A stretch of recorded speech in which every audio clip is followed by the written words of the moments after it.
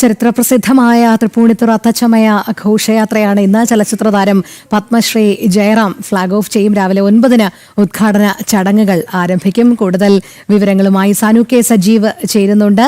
സാനു ചേരുന്നത് Tripunithura bus stand പരിസരത്ത് നിന്നാണ്. സാനു, എന്തൊക്കെയാണ് അവിടെ ഒരുക്കങ്ങളെല്ലാം ഇങ്ങനെ പൂർണ്ണമായി കൊണ്ടിരിക്കുകയാണോ? എങ്ങും വർണ്ണാഭമായ കാഴ്ചകളാണല്ലോ കാണാൻ കഴിയുന്നത്.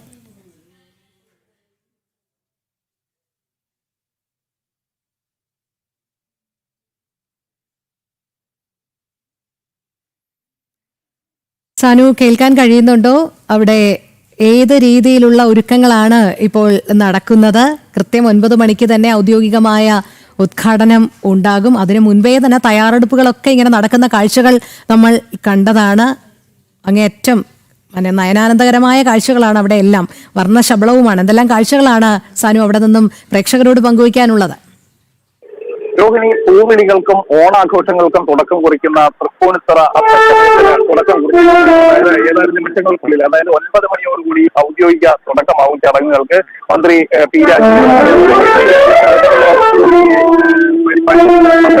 ചടങ്ങിൽ പങ്കെടുക്കുന്നുണ്ട്. ഒപ്പം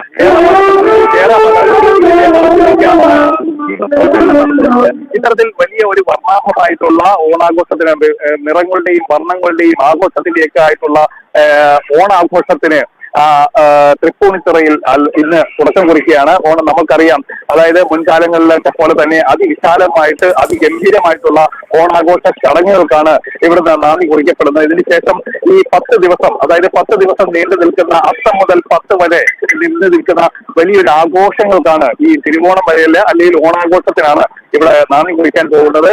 നമുക്ക് ഈ ദൃശ്യങ്ങളിൽ കാണുന്നത് പോലെ തന്നെ വളരെ വർണ്ണാഭമായിട്ടുള്ള ചടങ്ങുകൾക്കുള്ള വേദി, നമ്മുടെ ഈ ദൃശ്യത്തിൽ കാണുന്ന ഈ വേദിയിലാണ് ഇതിന്റെ പ്രധാനപ്പെട്ട ചടങ്ങ് നടക്കുന്നത്. അതിനു വേണ്ടിയിട്ടുള്ള എല്ലാ ക്രമീകരണങ്ങളും ഇവിടെ പൂർത്തീകരിച്ചുകൊണ്ടിരിക്കുകയാണ്.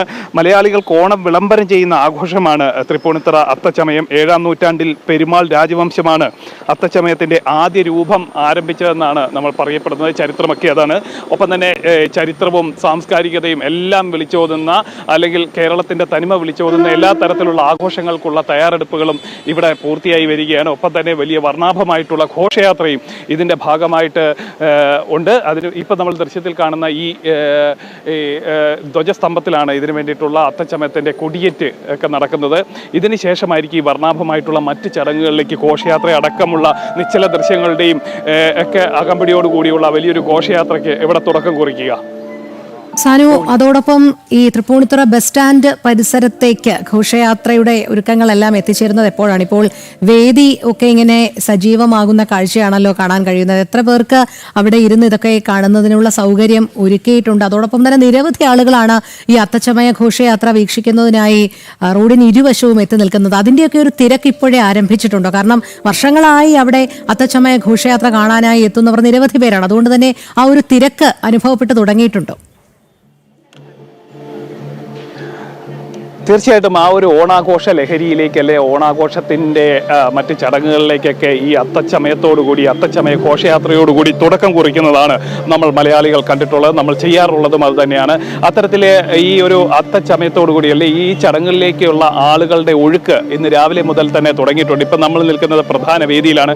ഇവിടെ കലാപരിപാടികളൊക്കെ, ഈ അത്തച്ചമയ ഘോഷയാത്രയുടെയും അതുപോലെ തന്നെ അതിൻ്റെ ഭാഗമായിട്ടുള്ള പരിപാടികൾക്കൊക്കെ തുടക്കം കുറിച്ചുകൊണ്ട് കലാപരിപാടികൾക്കൊക്കെ തുടക്കം കുറിക്കുന്ന ദൃശ്യങ്ങളാണ് നമ്മൾ കാണുന്നത്. ഇതിന് ശേഷമായിരിക്കും 9 മണിയോടുകൂടിയാണ് ഇതിന്റെ ഔദ്യോഗികമായിട്ടുള്ള മറ്റ് ചടങ്ങുകളൊക്കെ ആരംഭിക്കുന്നത്. അതിനുശേഷം ഘോഷയാത്ര ചടങ്ങുകളിലേക്ക്, അല്ലെങ്കിൽ ഘോഷയാത്രകളിലേക്ക് നീങ്ങും. ഒപ്പം തന്നെ തൃപ്പൂണിത്തുറ ബസ് സ്റ്റാൻഡ്, സ്വകാര്യ ബസ് സ്റ്റാൻഡിന്റെ സമീപം അടക്കം ആ പ്രദേശങ്ങളിലെല്ലാം ബാരിക്കേഡ് വെച്ച്, അതായത് റോഡിൽ എത്തുന്ന, അല്ലെ ഈ ഘോഷയാത്ര കാണാൻ, അത് വീക്ഷിക്കാനായിട്ട് അതിൽ പങ്കാളികളാകാൻ എത്തുന്നവരെ നിയന്ത്രിക്കുന്നതിന് വേണ്ടി റോഡിന്റെ ഇരുഭാഗങ്ങളിലും പ്രത്യേക ബാരിക്കേഡ് സംവിധാനങ്ങളൊക്കെ വെച്ചിട്ടുണ്ട്. ആ ബാരിക്കേഡ് വെച്ച് തിരിച്ചിട്ട് അതിനിടയിൽ കൂടിയായിരിക്കും സുഗമമായിട്ട് ഈ ഘോഷയാത്ര വരുന്നതിനുള്ള വഴിയൊരുക്കുന്നത്, പാതയൊരുക്കുന്നത്.